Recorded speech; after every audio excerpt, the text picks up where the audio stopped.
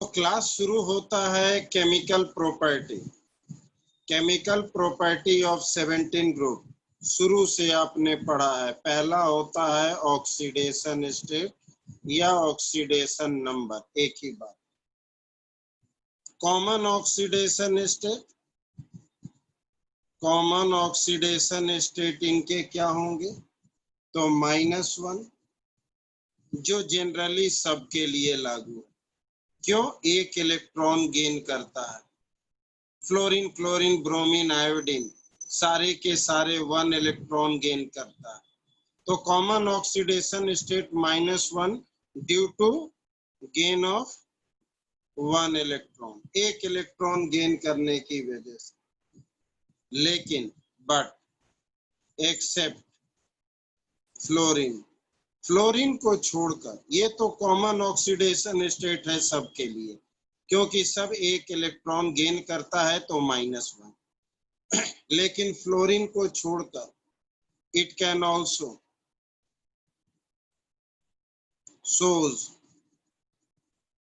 +1, +3, +5, +7 oxidation state.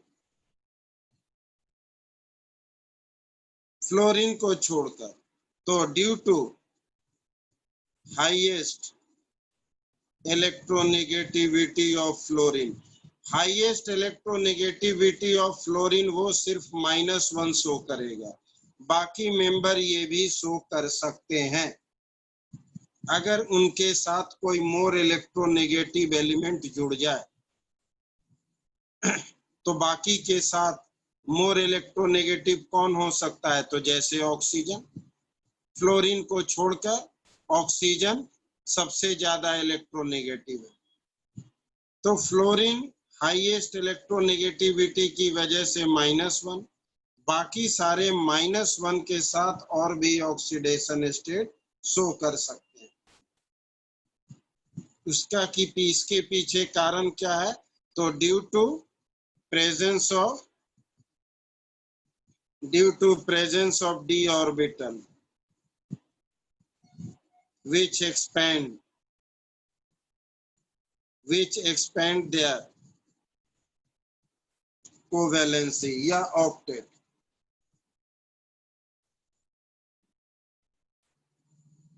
वो अपना octet expand कर सकता है, एक्सपेंडेड ऑक्टेट में जा सकता है, कोई दिक्कत। यहां तक कि ब्रोमीन एंड क्लोरीन जो है, they can shows +4 and +6 oxidation state, bromine और क्लोरीन। लेकिन किनके साथ? जो इनसे मोर इलेक्ट्रोनेगेटिव होगा, मतलब ऑक्सीजन। अगर ऑक्सीजन के साथ ही अगर बनाने की पॉसिबिलिटी है, it means it must form oxide या ऑक्सो एसिड। तो ब्रोमीन और chlorine they can also form this oxidation state to form oxide and oxo acid, क्योंकि इनसे ज्यादा मोर इलेक्ट्रोनेगेटिव ऑक्सीजन ही है। अब जितने भी हैलोजन है आसानी से एक इलेक्ट्रॉन गेन कर लेता, एक इलेक्ट्रॉन आसानी से गेन करता, इसलिए highly reactive non metal and metallic and reactivity decreases down the group. तो they are highly reactive non metal. Highly reactive non metal है क्योंकि एक ही इलेक्ट्रॉन गेन करके ऑक्टेट पूरा करने की टेंडेंसी है, इसलिए they are highly reactive non metal and its reactivity decreases down the group because due to decrease in electronegative character. कोई दिक्कत हो तो तुरंत बोलना। Next, they R A strong oxidising agent. They are a strong oxidizing agent कुछ बच्चों के लिए, सबके लिए नहीं, कुछ बच्चों के लिए एक छोटी सी बात, जहां पर ऑक्सीडेशन होता है, लॉस ऑफ इलेक्ट्रॉन, उसे हम रिड्यूसिंग एजेंट कहते हैं, ध्यान देना। और जहां पर रिडक्शन होता है, वो गेन ऑफ इलेक्ट्रॉन होता है, उसे हम ऑक्सीडाइजिंग एजेंट कहते हैं। तो ये कुछ बच्चों के लिए जिन्हें बार बार भूलने की इबादत है, ये हमारा 17 ग्रुप इलेक्ट्रॉन गेन करता है, यानी ऑक्सीडाइजिंग एजेंट आसानी से गेन करता है, एक ही की जरूरत है, इस वजह से स्ट्रॉन्ग ऑक्सीडाइजिंग एजेंट। लेकिन गेन करने की टेंडेंसी टॉप टू बॉटम घटती है, इसलिए oxidising behaviour top to bottom घटेगा, but oxidising behaviour decreases down the group. कारण तो due to decrease in electron gain enthalpy या इलेक्ट्रॉन निगेटिविटी भी कह सकते हैं। इसकी वजह से कोई दिक्कत जिन्हें हो तुरंत कहना। लेकिन ये जो ऑक्सीडाइजिंग एबिलिटी है, ये जो ऑक्सीडाइजिंग एबिलिटी है, एक्वस मीडियम में अलग होता है। इन एक्वस, ये जरूरी है, ध्यान देना, अभी बताते हैं। इन एक्वस मीडियम, ये वर्ड को पकड़ना, एक्वस मीडियम में ऑक्सीडाइजिंग एबिलिटी, ध्यान देना, oxidizing ability predicted by standard electrode potential. Standard electrode potential, which can be explained by combined effect of, dissociation energy, electron gain enthalpy, and hydration enthalpy. Generally ऐसा कहा जाता है कि जितना ज्यादा इलेक्ट्रॉन गेन इंथैल्पी, जितना ज्यादा इलेक्ट्रॉन नेगेटिविटी, उतना ज्यादा oxidizing ability. But in aqueous medium oxidizing ability predicted by standard electrode potential, and which is the combined effect of dissociation enthalpy, electron gain enthalpy and hydration enthalpy. इस वजह से पिछले class में बोले थे, fluorine is the strongest oxidising agent, जबकि electron gain enthalpy chlorine का होता है। पिछले क्लास में आपने पढ़ा था, पिछले क्लास में आपने पढ़ा था कि इलेक्ट्रॉन गेन इंथैल्पी क्लोरीन का ज्यादा होता है। इस वजह से क्लोरीन का ऑक्सीडाइजिंग पोटेंशियल एबिलिटी ज्यादा होना चाहिए, लेकिन फ्लोरीन का ज्यादा होता है, क्योंकि फ्लोरीन का डिसोसिएशन एनर्जी कम और हाइड्रेशन एनर्जी ज्यादा होता है। तो तीनों फैक्टर अगर एक साथ देखा जाए तो फ्लोरीन, तो इसलिए हम कहते हैं कि hence F2 is the strongest oxidizing agent, जबकि इलेक्ट्रॉन गेन इंथैल्पी क्लोरीन का ज्यादा होगा। अभी हम फिर से बता देंगे, हेंस इसलिए कहा जाता है, ओ सॉरी F2 बोल रहे हैं, Fe नहीं, F2 बोले। F2 is the strongest oxidising agent, इन तीनों की कंबाइंड इफेक्ट की वजह से, हेंस F ऑक्सीडाइजेज, अभी कुछ पूछना मत, water to oxygen, whereas Cl and bromine oxidizes, यानी कि react with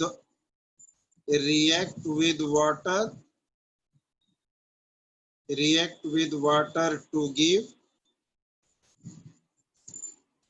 hydrohalic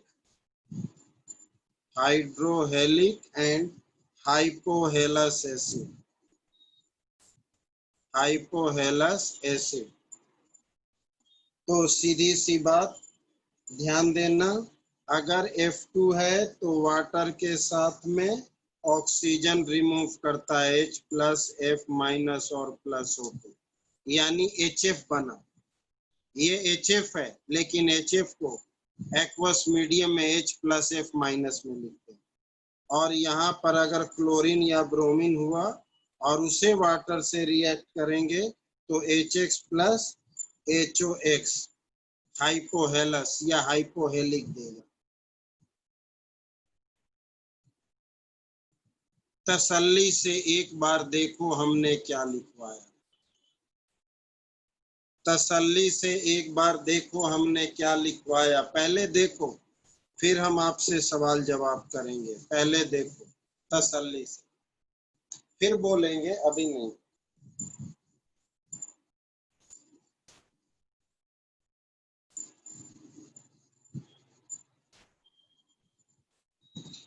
मुझे भी पता है आप लोगों को समझ नहीं आया। पहले जरा हम पीछे चले, थोड़ी सी पुरानी बात याद दिलाएं। हमने पिछले क्लास में पढ़ा था इलेक्ट्रॉन गेन इंथैल्पी के बारे में। ध्यान से देखो यहाँ पर कि इलेक्ट्रॉन गेन इंथैल्पी हाई या हाईएस्ट है अपने पीरियड में, टॉप टू बॉटम ये घटता है इलेक्ट्रॉन गेन इंथैल्पी। सबसे ज्यादा फर्स्ट ग्रुप का होना चाहिए, लेकिन वेरी स्मॉल साइज की वजह से इंटर इलेक्ट्रॉनिक रिपल्सन होता है और हर ग्रुप का पहला मेंबर अपने दूसरे मेंबर से कम इलेक्ट्रॉन गेन इंथैल्पी होता है, कम इलेक्ट्रॉन गेन इंथैल्पी होता है। हमने आपको अभी अभी यहाँ समझाया कि जो आसानी से इलेक्ट्रॉन गेन करे वही ऑक्सीडाइजिंग एजेंट, जो आसानी से इलेक्ट्रॉन गेन करे वही ऑक्सीडाइजिंग एजेंट। एक सेकंड रोकते हैं, इसे रोकते हैं, रुक जाना, अलग से बताते हैं, ज्यादा सही रहेगा। ध्यान से सुनना प्रॉपर वे में। जो गेन ऑफ इलेक्ट्रॉन, जो इलेक्ट्रॉन गेन करता है वही ऑक्सीडाइजिंग एजेंट होता है। ध्यान से सुनना, वही oxidising agent. Fluorine, chlorine, bromine, iodine में electron gain enthalpy top to bottom हमारा घटता है, टॉप टू बॉटम हमारा घटता है साइज बढ़ने की वजह से।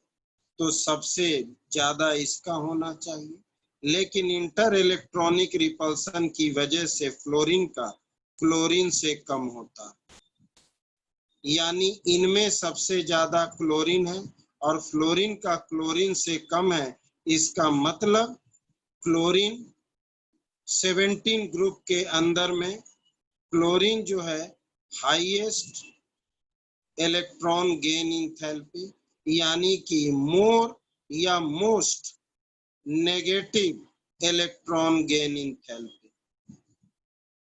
तो जो आसानी से इलेक्ट्रॉन गेन करेगा वही ऑक्सीडाइजिंग एजेंट। इसका मतलब क्लोरीन शुड बी होना चाहिए, chlorine should be highest oxidizing agent, chlorine होना चाहिए, लेकिन ऐसा नहीं होना चाहिए, लेकिन ऐसा नहीं है। लेकिन but fluorine is strongest oxidising agent होता है। ऐसा क्यों? क्योंकि in aqueous in aqueous medium में जो ऑक्सीडाइजिंग स्ट्रेंथ है वो हमारा इलेक्ट्रोड पोटेंशियल से पता चलता है। और इलेक्ट्रोड पोटेंशियल का 3 इफेक्ट होता है: small low dissociation energy, highest electron gain enthalpy and high hydration energy. इस मामले में तो वो क्लोरीन से कम है, जरा सा कम है, लेकिन इन दोनों मामले में ये क्लोरीन से बहुत ज्यादा है। इस वजह से इलेक्ट्रॉन गेन एंथैल्पी कम होने के बावजूद फ्लोरीन स्ट्रॉन्गेस्ट ऑक्सीडाइजिंग एजेंट है, क्योंकि फ्लोरीन का डिसोसिएशन एनर्जी कम और हाइड्रेशन एनर्जी। डिसोसिएट होगा तभी तो वो, जब तक ये डिसोसिएट नहीं होगा,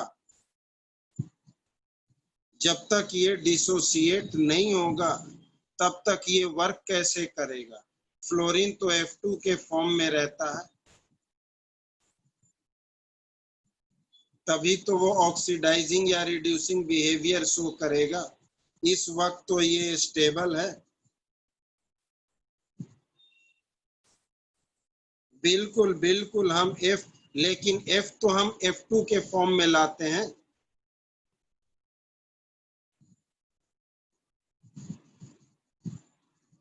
कोई दिक्कत? किसी को कोई दिक्कत?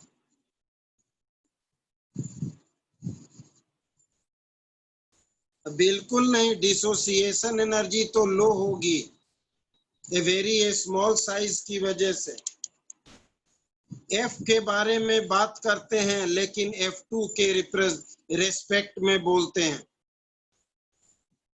F के बारे में बात करते हैं लेकिन F2 के रेस्पेक्ट में बोलते हैं, क्योंकि अकेला फ्लोरीन एग्जिस्ट नहीं करता है, F2 के फॉर्म में करता है। आप अगर इंडिविजुअली पढ़ोगे भी तो पढ़ोगे डाई नाइट्रोजन, डाई ऑक्सीजन। आप कहीं भी ऑक्सीजन का प्रिपरेशन करोगे तो O के फॉर्म में नहीं, नाइट्रोजन का प्रिपरेशन करोगे तो N के फॉर्म में नहीं, फ्लोरीन का प्रिपरेशन करोगे तो F के फॉर्म में नहीं। हमने पिछले क्लास में आपको एक बात और बताया है। एक बच्चा बार बार क्वेश्चन पूछ रहा है, F, ये F2, ये Cl2, ये Br2, ये आसानी से टूटेगा, लेकिन वेरी स्मॉल साइज की वजह से आपस में रिपल्सन है। डिसोसिएशन एनर्जी ध्यान देना, सबसे ज्यादा क्लोरीन, फिर ब्रोमीन, फिर फ्लोरीन, पहले भी बता चुके हैं, फिर आयोडीन। डिसोसिएशन एनर्जी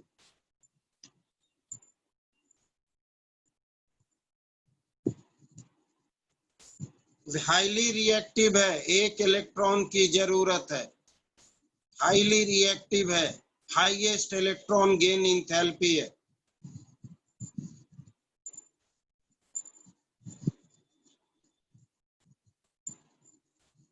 बिल्कुल, इंटर इलेक्ट्रॉनिक रिपल्सन,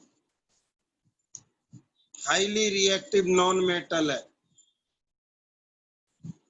सब कुछ आपके सामने है। हम आगे चले, हम बात करते हैं फ्लोरीन की, लेकिन वर्क होता है F2 की। ठीक उसी तरह से हम बात करते हैं ओजोन की, लेकिन वर्क करता है O, ये नेसेंट ऑक्सीजन। तो फिर हम नेसेंट ऑक्सीजन को क्यों ना बोला करें?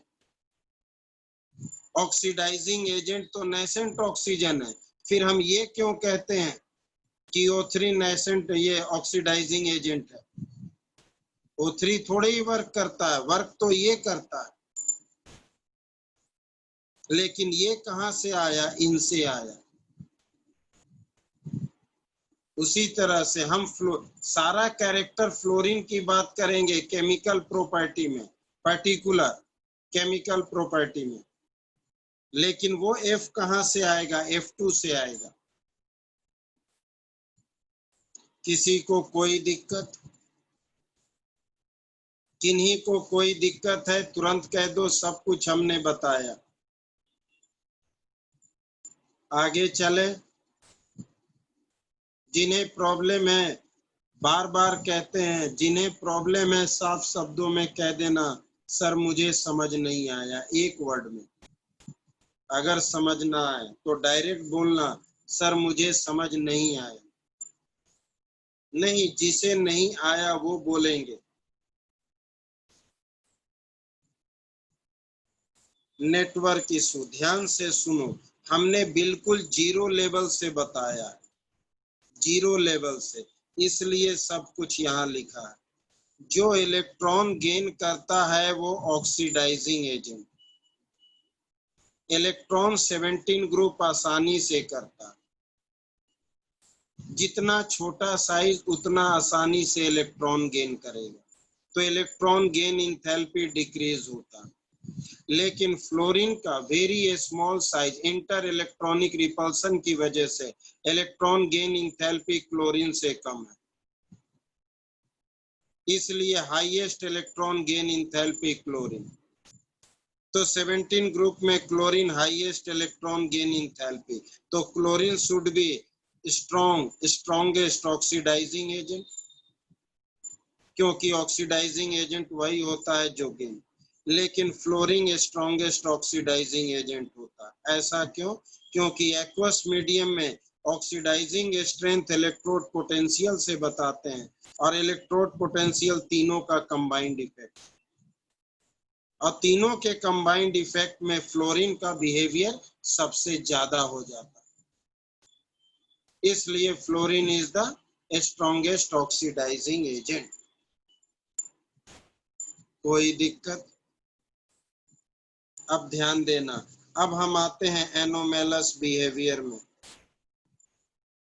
एनोमेलस बिहेवियर में पहले भी पढ़ चुके हैं कि फ्लोरीन पहला मेंबर एनोमेलस होता है, तो fluorine shows anomalous, fluorine shows anomalous behaviour, कारण due to a small size, बिल्कुल सही, due to a small size और high electronegativity, low dissociation energy, इसलिए ऑर्डर उल्टा हो जाता है, और absence of d orbital, absence of d orbital, absence of d orbital, low dissociation energy, high electronegativity और स्मॉल साइज की वजह से इनका एनोमेलस होता है।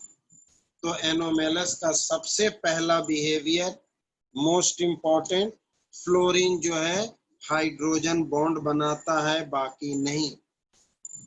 तो इसलिए आप लिख सकते हो HF is liquid due to intermolecular hydrogen bond, due to presence of intermolecular hydrogen bond, whereas HCl and HBr are gases, ये सारे गैसेस होते हैं, ये मेन है। और इन्हीं की वजह से due to very high electronegativity and small size, due to high electronegativity and small size की वजह से it has tendency to form only one oxo acid, F form only one oxo acid, ये एक ही ऑक्सो एसिड बनाता है, बाकी member तरह तरह के बनाते हैं। ये HOF बनाएगा, क्लोरीन या ब्रोमीन या iodine, HOCl, HClO2, HClO3, HClO4 तरह तरह के बनाते हैं। लेकिन स्मॉल साइज और हाई इलेक्ट्रोनेगेटिविटी की वजह से ये सिर्फ एक ही ऑक्सो एसिड बनाता है। अभी हमने आपका चैटिंग नहीं देखा, किसी ने लिखा उड़ गया, पहले हम बता दें। और फ्लोरीन का इसी इलेक्ट्रोनेगेटिविटी की वजह से ये एक्सोथर्मिक होता है, ये एक्सोथर्मिक होता है। तो most of the reaction most of the reaction of fluorine is exothermic. कारण exothermic तो due to a small size and a strong bond, इनकी वजह से कोई दिक्कत, स्ट्रॉन्ग बॉन्ड फॉर्म। जिन्हें दिक्कत है वो बोलेंगे। एनोमलस में ये 3 एनोमलस इंपॉर्टेंट है, वैसे और भी एनोमलस है। एक्सो क्यों? एक्सो इसलिए कि फ्लोरीन जो है आसानी से टूटता है, फ्लोरीन आसानी से टूटता है। अगर हम इसे किसी से रिएक्ट करते हैं तो वो जो स्ट्रॉन्ग बॉन्ड बनाएगा, इनसे जो बनेगा NF3, ये हमारा लेस डिसोसिएशन एनर्जी है। तो अनस्टेबल से स्टेबल की तरफ जाएंगे तो एक्सोथर्मिक, अनस्टेबल से स्टेबल की तरफ जाएंगे तो एक्सोथर्मिक। HCl एंड HBr, कोई भी आप अनस्टेबल से स्टेबल,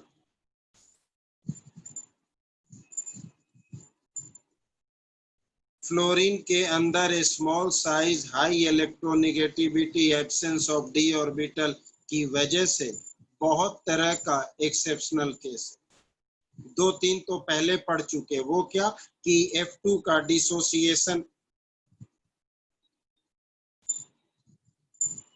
अरे हम पढ़ा रहे हैं, आप पबजी के चक्कर में लगे हुए हैं। तन्मय क्या बोल रहे हो? अभी पबजी की बात मत करो, बैन हो गया चाहे ऑन हो गया।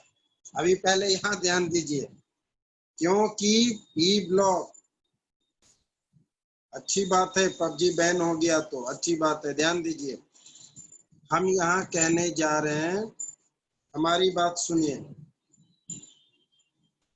हमारी बात सुनो। पी ब्लॉक में जब आप लर्निंग करने बैठोगे तो तुम्हें बहुत परेशानी होगी, ऐसा लगेगा कि सब कुछ लर्न करना है, जबकि ऐसा नहीं है। हर किसी के पीछे कंसेप्ट है, हर किसी के पीछे कंसेप्ट है। एनोमलस में ध्यान देना, HF लिक्विड है हाइड्रोजन बॉन्ड की वजह से, और HCl और HBr गैस है क्योंकि इनमें van der Waals force. High electronegativity और स्मॉल साइज की वजह से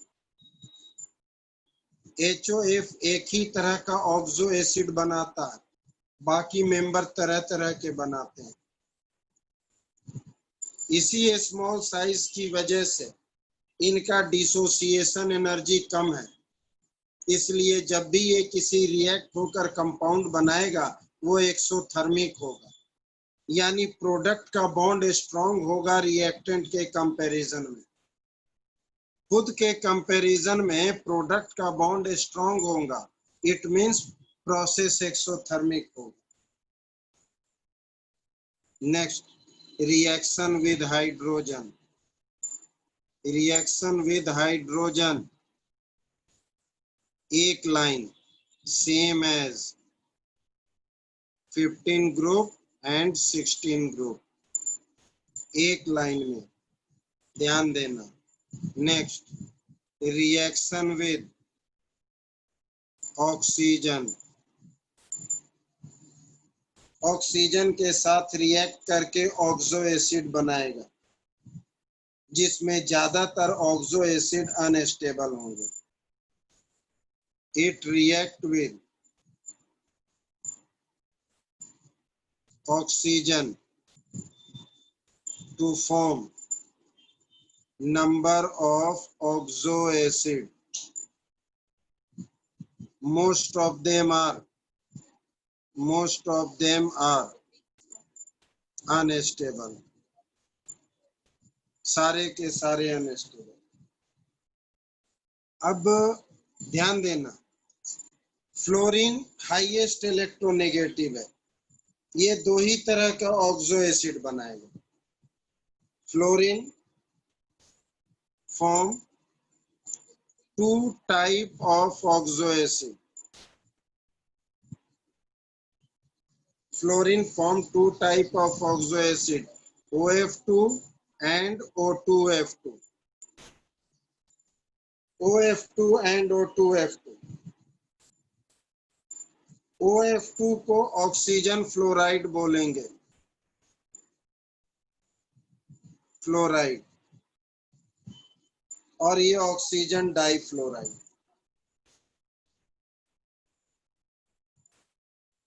ठीक है, दे आर फ्लोरिनेटिंग एजेंट।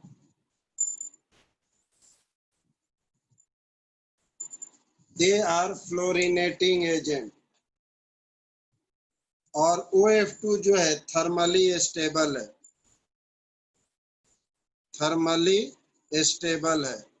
मुझे कुछ बोलना है, जरा आप 2 मिनट के लिए चुप हो जाए। ठीक, जरा सुनो पहले ये लाइन, उसके बाद कुछ। पूरे पीरियोडिक टेबल में अगर इलेक्ट्रोनेगेटिविटी देखा जाए तो हाईएस्ट फ्लोरीन का, फिर ऑक्सीजन का, फिर सुनते जाना क्लोरीन का, फिर नाइट्रोजन का। ये याद रखना। आप लोग लिखो मत, पहले हमारी बात सुनो फिर आप पूछना। कोई भी लिखो मत, केवल यहाँ ध्यान दो क्या बोल रहे हैं। पूरे पीरियोडिक टेबल में इलेक्ट्रोनेगेटिविटी हाईएस्ट फ्लोरीन, फिर ऑक्सीजन, फिर क्लोरीन, फिर नाइट्रोजन। ये 4 एलिमेंट आपके दिमाग में हर वक्त होना चाहिए, एवरी टाइम। अब ऑक्सीजन फ्लोरीन के बाद आता है। ऑक्सीजन किसी से भी जुड़ता है तो ऑक्साइड बनता है। ऑक्सीजन किसी से भी जुड़ता है तो ऑक्साइड बनता है, क्योंकि ऑक्सीजन हाईएस्ट इलेक्ट्रोनेगेटिव है फ्लोरीन को छोड़कर। सिर्फ फ्लोरीन के साथ जुड़ता है तो ऑक्साइड नहीं बल्कि फ्लोराइड बनता है। ऑक्सीजन हर वक्त ऑक्सीडाइजिंग एजेंट का काम करता है, लेकिन फ्लोरीन के साथ फ्लोरिनेटिंग एजेंट। क्यों?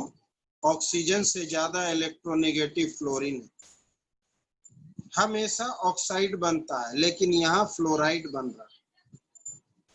कारण तो due to high electronegativity of fluorine.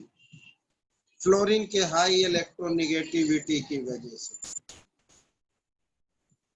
और फ्लोरीन स्मॉल साइज और हाई इलेक्ट्रोनेगेटिविटी की वजह से 2 ही तरह के ऑक्साइड यानी फ्लोराइड बनाते हैं, जिन्हें ऑक्सो एसिड कहते हैं, जिन्हें ऑक्सो एसिड कहते हैं। ठीक है, अब इनमें एक छोटी सी बात है, इनमें एक छोटी सी बात है, ध्यान देना। एक सेकंड, एक साथ इतने सारे लोग लिख देते हैं ना कि समझ नहीं पाते हैं कि मुझे पढ़ना क्या है। रुक जाना, जरा आपके चैटिंग पढ़ दें। सर अभी आपने ऊपर बोला कि फ्लोरीन सिर्फ एक ऑक्सो एसिड फॉर्म करेगा, यहाँ तो 2 कर रहा। सर अभी आपने ऊपर बोला कि F से, अरे यार एक ही चीज को तो 3 बार लिख दिए। ध्यान से सुनो, ध्यान से सुनो। यहाँ हम ऑक्साइड की बात कर रहे हैं। ऑक्साइड को भी ऑक्सो एसिड कहते हैं, और हाइड्रोजन कंटेनिंग को भी ऑक्सो एसिड कहते हैं, क्योंकि हाइड्राइड भी एसिड का काम करता है, ऑक्साइड भी एसिड का काम करता है। आपने रिएक्शन विद हाइड्राइड में भी पढ़ा, ऑक्साइड में भी पढ़ा। ये ब्रॉन्स्टेड एसिड का काम करता है, ये लुईस एसिड का। ये हाइड्रोजन कंटेनिंग वाला एक ही बनाता है, लेकिन ऑक्सीजन कंटेनिंग 2 तरह के बनाते हैं। समझ आया? तो दोनों ही एसिड होते हैं, इनका अलग है, इनका अलग है। इन्हें भी ऑक्सो एसिड, इन्हें भी। ये अनस्टेबल इसलिए है कि ऑक्सीजन के साथ 2-2 फ्लोरीन जुड़ा हुआ। ऑक्सीजन के साथ दो दो फ्लोरीन अगर जुड़ेगा तो पोलैरिटी वेरी हाई हो जाएगा, जिसकी वजह से ऑक्सीजन यहाँ पर +2 ऑक्सीडेशन स्टेट शो करने लगता है, जो हाईली अनस्टेबल। ऑक्सीजन से दो दो इलेक्ट्रॉन को पोलराइज करना बहुत मुश्किल काम होता है, और यहाँ पर +1 ऑक्सीडेशन स्टेट, ये ऑक्सीडेशन स्टेट और ये ऑक्सीडेशन स्टेट, तो दो दो इलेक्ट्रॉन को पोलराइज करना बहुत मुश्किल काम। ठीक है, नेक्स्ट ध्यान देना।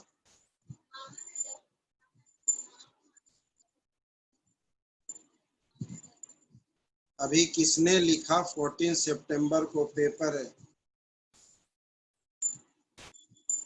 कितनी एनर्जी चाहिए? नहीं, बहुत एनर्जी चाहिए। मतलब ये इतना बन तो जाता है, जरा सा हीट मिलने पर टूट कर बिखर जाता है। थर्मली, ये थर्मली हमारा स्टेबल है।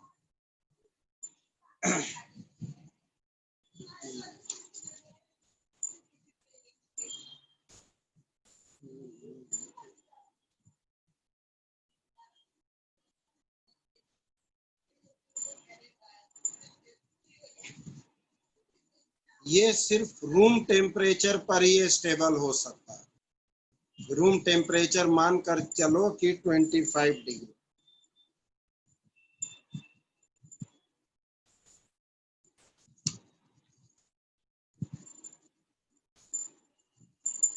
Oh sorry, thermally unstable, sorry, thermally stable at room temperature, ये बात लिख देते हैं। ये वर्ड लिखा जाता है, thermally stable at room temperature. सिर्फ रूम टेम्परेचर तक ही ये स्टेबल है, मतलब सिर्फ ये 25 डिग्री सेल्सियस ही एग्जिस्ट करता है। जैसे ही 30 डिग्री तक हुआ ये टूट कर बिखर जाएगा। Thermally stable at room temperature, ये वर्ड यूज करना। कोई दिक्कत? ध्यान से देखो। अब एक पॉइंट है जिसका एक्सप्लेनेशन, हाँ गवर्नमेंट स्कूल में भी पेपर होंगे, ये सब सवाल आप अलग से पर्सनली पूछ लिया करें कि stability of oxide, stability of oxide with halogen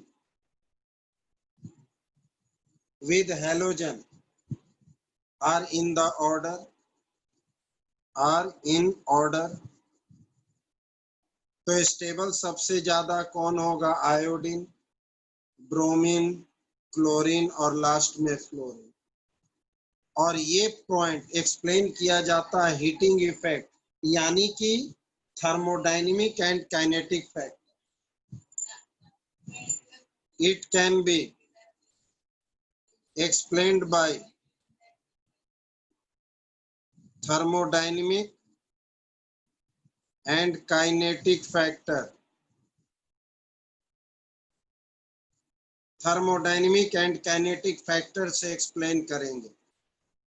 thermodynamic का मतलब हीटिंग इफेक्ट और कुछ नहीं।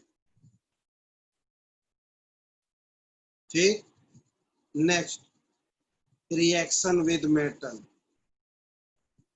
रिएक्शन विद मेटल, किसी मेटल के साथ रिएक्शन, तो सीधी सी बात है आयोनिक हैलाइड बनाएगा। It gives ionic halide.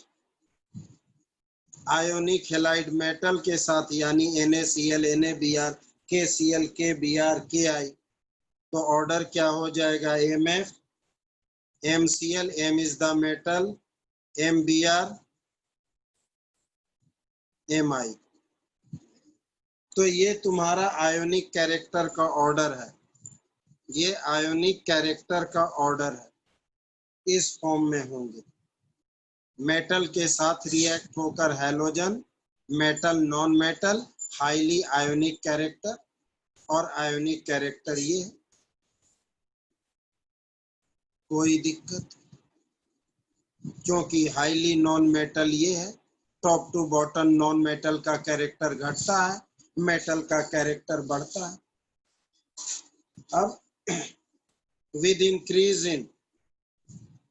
increase in oxidation number, covalent character and acidic character increases, covalent character increases, इसलिए कह सकते हैं कि PCl5 more covalent than PCl3। Example इसका ले लिए, हम आपके सामने हैं, ध्यान से सुनो, हर पॉइंट पर नजर डालो। ये एनोमेलस है, ये रिएक्शन विद हाइड्रोजन हमने लिख दिया सेम एज 1516। फिर ये रिएक्शन विद ऑक्सीजन,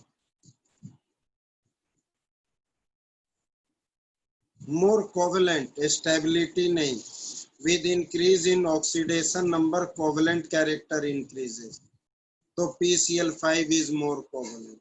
और ये हमने मेटल के साथ बताया कि मेटल जब नॉन मेटल से जुड़ता है तो सिर्फ आयोनिक बॉन्ड ही होता है। मेटल जब नॉन मेटल से जुड़ता है तो आयोनिक बॉन्ड ही होता है, आयोनिक बॉन्ड। तो top to bottom non metallic character घटता है तो आयोनिक कैरेक्टर घटेगा, फ्लोरीन, क्लोरीन, ब्रोमीन, आयोडीन। कोई दिक्कत? जिन्हें कुछ भी पूछना है तुरंत पूछ लो, पेज पलटने वाले हैं। लास्ट वाला तो कुछ नहीं है, हमने कहा ऑक्सीडेशन नंबर, ऑक्सीडेशन नंबर बढ़ने पर कोवेलेंट कैरेक्टर बढ़ता है, तो PCl5 मोर कोवेलेंट है PCl3 से, इसमें ऑक्सीडेशन नंबर 5 है, इसमें ऑक्सीडेशन नंबर 3 है।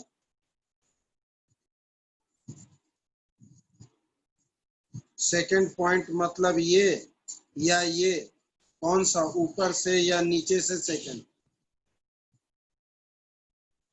कौन सा second point? Ionic character, ionic character top to bottom घट रहा है, क्यों?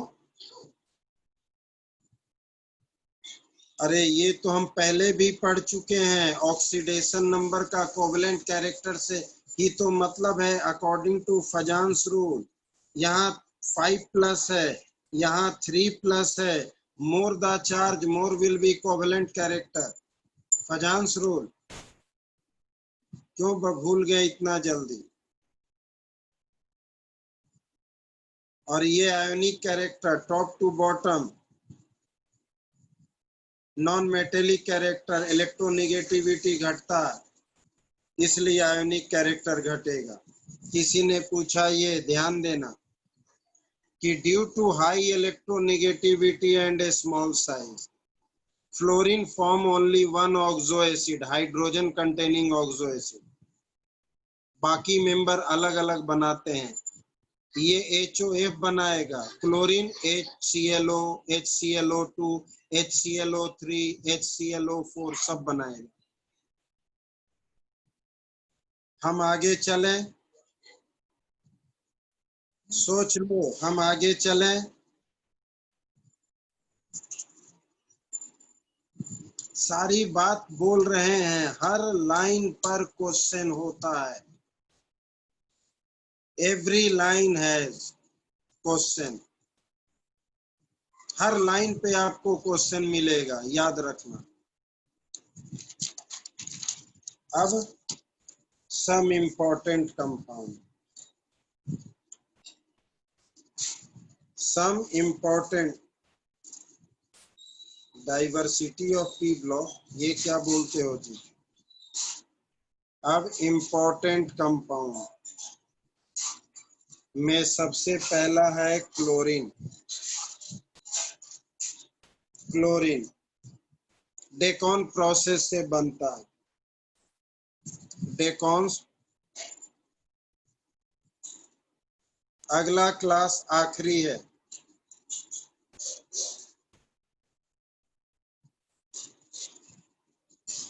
डेकॉन प्रोसेस से बनता है, मतलब HCl को अगर ऑक्सीजन से रिएक्ट करते हैं कैटलिस्ट के प्रेजेंस में तो मुझे क्लोरीन मिलता है। सिंपल, HCl को ऑक्सीजन से रिएक्ट करते हैं इस कैटलिस्ट में तो मुझे क्लोरीन मिलता है। ये बहुत तरह से प्रिपेयर हो सकता है, जैसे कि ये हमारा डेकॉन प्रोसेस है, ये अलग है। जैसे मैंगनीज डाइऑक्साइड को अगर HCl से रिएक्ट करें तो MnCl2 प्लस Cl2, ऐसे भी क्लोरीन बनाने का बहुत तरीका, ठीक है। ये हमारा मेटल नॉन मेटल दोनों से रिएक्ट होता है, react with metal and non metal दोनों से रिएक्ट होता है। आपने देखा भी हो Na plus Cl2 gives 2NaCl और H2 plus Cl2 gives 2HCl। Metal non metal दोनों से रिएक्ट, लेकिन इसकी एक खासियत है, इम्पोर्टेंट इसलिए है, ये कुछ कंपाउंड के साथ अलग अलग तरीके से रिएक्ट होता है, इसलिए इन पे क्वेश्चन पूछता है। विद अमोनिया अगर तुमने अमोनिया से रिएक्ट किया तो डिपेंड करता है कि अमोनिया के रिएक्शन में कौन एक्सेस है। अगर ये एक्सेस है तो अमोनियम क्लोराइड बन जाएगा, और अगर ये एक्सेस है तो एक एक्सप्लोसिव बारूद बन जाएगा, ये एक्सप्लोसिव। तो ये बात को ध्यान देना पड़ता है। क्लोरीन के साथ कुछ रिएक्शन करते वक्त कंडीशन की वजह से प्रोडक्ट बदल जाता है, कंडीशन की वजह से। अगर तुमने सोडियम हाइड्रोक्साइड से रिएक्ट किया, ये सिंपल ऐसे ही नाइट्रोजन ट्राइक्लोराइड एक्सप्लोसिव है। तुमने NaOH से रिएक्ट किया तो फिर दो बातें होंगी, तुमने NaOH से रिएक्ट किया तो भी दो बातें होंगी, ये डाइल्यूट है या कंसंट्रेटेड है। अगर ये डाइल्यूट प्लस कोल्ड है तो अलग रिएक्शन होगा, और अगर हॉट प्लस कंसंट्रेटेड है तो अलग रिएक्शन होगा। मेन NaCl तो दोनों में देगा, लेकिन एक प्रोडक्ट अलग।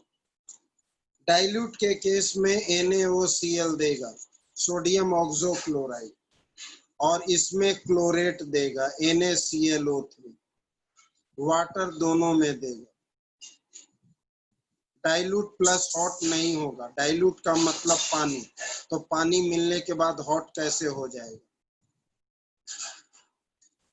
आग में पानी डालने के बाद आग गर्म कैसे हो जाएगा। गर्म पानी डालो चाहे कुछ डालो वो ठंडा हो जाएगा, ऐसा नहीं होता। अगर वो डाइल्यूट है तो कोल्ड है, कंसंट्रेटेड है तो हॉट, याद रखना। तो इस कंडीशन में NaOCl और इस कंडीशन में NaClO3, ये मेन फर्क। इसकी और खासियत है, ये स्लेक्ट लाइम से रिएक्ट करके ब्लीचिंग पाउडर देता है, एक insecticide. It gives bleaching powder, bleaching powder का फॉर्मेशन करता है विद स्लेक्ट लाइम के साथ, यानी कि CaOH का होल ट्वाइस स्लेक्ट लाइम। तो जब तुमने क्लोरीन से रिएक्ट किया तो CaOCl का whole twice plus CaCl2 plus H2O। अब ये हमारा ब्लीचिंग पाउडर है, बॉइलिंग पॉइंट मत समझना, ब्लीचिंग पाउडर। लेकिन अगर तुमसे कॉम्पोजिशन पूछे कि कॉम्पोजिशन ऑफ ब्लीचिंग पाउडर क्या है, कॉम्पोजिशन ऑफ ब्लीचिंग पाउडर क्या है, तो ध्यान देना क्या लिखने जा रहे हैं। CaOH का होल ट्वाइस डॉट, CaOCl का होल ट्वाइस डॉट, CaCl2 और dot H2O. This is the chemical composition of bleaching powder. Formula bleaching powder का ये है, लेकिन कॉम्पोजिशन पूछे, अभी हमने कहा कॉम्पोजिशन ऑफ ब्लीचिंग पाउडर, तो ये है, इसे कॉम्पोजिशन ऑफ ब्लीचिंग पाउडर बोला जाता है, यानी कि रिएक्टेंट प्रोडक्ट एक साथ कंबाइन, क्लोरीन को छोड़। हाँ, कुछ नया सा है। हमने आपसे क्यों कहा कि इसके सारे रिएक्शन इंपॉर्टेंट है, जरा ध्यान दो। क्लोरीन एक ऑक्सीडाइजिंग और ब्लीचिंग दोनों एजेंट है। क्लोरीन जो है, chlorine act as oxidizing and bleaching agent. रुक जाओ, ब्लीचिंग एजेंट दोनों का काम करता है। ऐसा क्यों? तो due to formation of nascent oxygen, nascent oxygen की वजह से, नेसेंट ऑक्सीजन के फॉर्मेशन की वजह से ऐसा होता। ये होता कैसा है वो एक एग्जांपल से दिखा। तुमने अगर जैसे कि बोला जाता है ना कि वाटर को साफ करना है तो क्लोरीन डाल दो, पानी साफ हो जाता है, बिल्कुल सही। कपड़े को ब्लीच करना हो तो पानी में क्लोरीन डालकर ब्लीच कर दो। उसके पीछे कारण है नेसेंट ऑक्सीजन, क्योंकि जब भी तुम क्लोरीन को पानी में डालोगे तो HCl रिलीज होगा और प्लस HOCl। ये HOCl फिर से डिकम्पोज हो जाता है HCl प्लस O में, तो ओवरऑल रिएक्शन में ये कैंसिल, एक्चुअली में H2O गिव्स 2HCl और प्लस नेसेंट ऑक्सीजन। हमें ये रिएक्शन से मतलब है, हमने सिर्फ बताया ओवरऑल ऐसे होता है। हमें इस क्लोरीन को पानी में डालोगे तो नेसेंट ऑक्सीजन देगा। अब ये नेसेंट ऑक्सीजन किसी को ऑक्सीडाइज भी कर सकता है और किसी को ब्लीच भी कर सकता है। कैसे करेगा अभी हम रिएक्शन में दिखाएंगे। उससे पहले एक बार इधर ध्यान दे दो, उससे पहले एक बार इधर ध्यान दे दो सारे लोग, फिर हम बात करेंगे।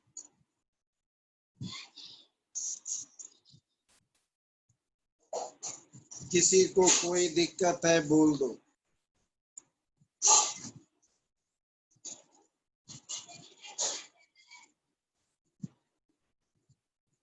हम आगे चल, लास्ट वाला ही तो अभी आगे बताना है।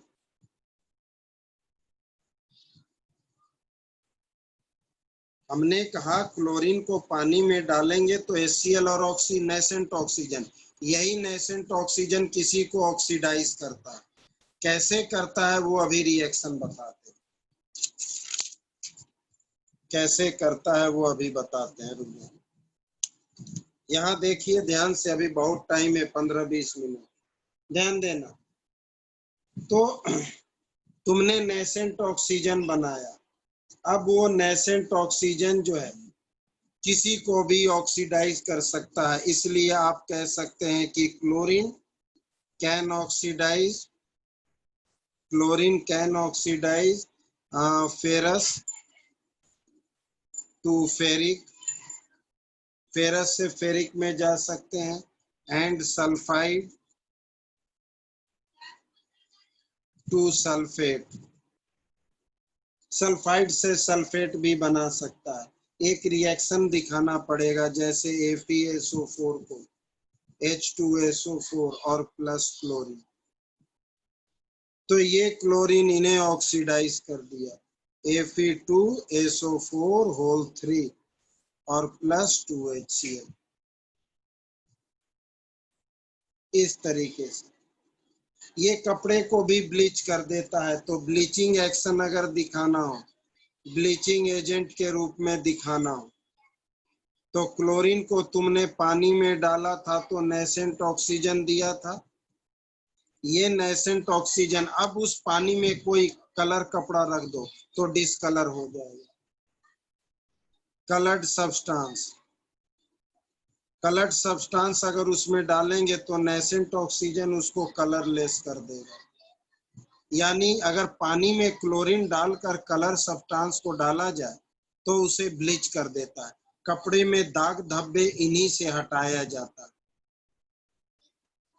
Due to presence of nascent oxygen. और फिर पूछा जाता है क्लोरीन का कुछ इंपॉर्टेंट पॉइजनस कंपाउंड।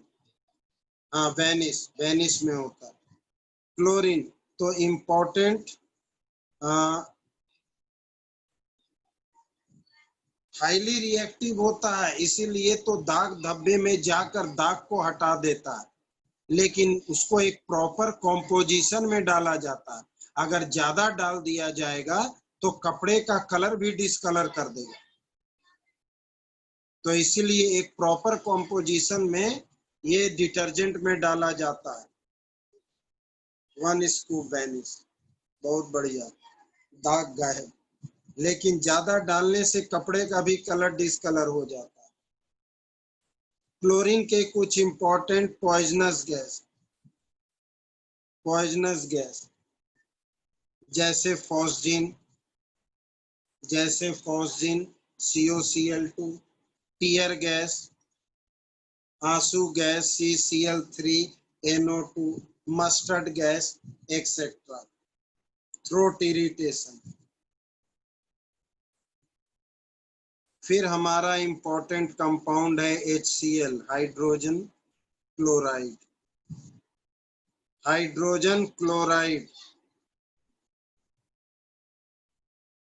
ये कैसा होता है? Pungent smelling colourless gas, highly soluble in water, तभी तो हाइड्रोक्लोरिक एसिड बनता है। हाइड्रोजन क्लोराइड गैस है, इट इज अ गैस। जब पानी में डालते हैं हाईली सॉल्युबल तो हाइड्रोक्लोरिक एसिड बन जाता है। और जब इस HCl को हम NH3 से तो एसिड और बेस मिल करके सॉल्ट का फॉर्मेशन करता है। एसिड और बेस मिल करके सॉल्ट का फॉर्मेशन करता है।